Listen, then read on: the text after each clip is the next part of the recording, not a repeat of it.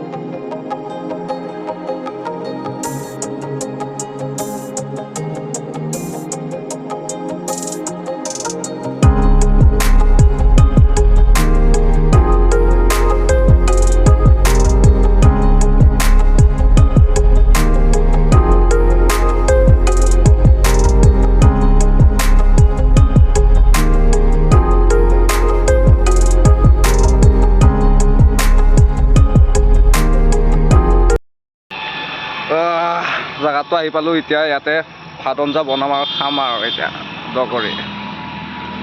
দীপাংকৰে এতিয়া বনাব আৰু মই খাম আৰু ন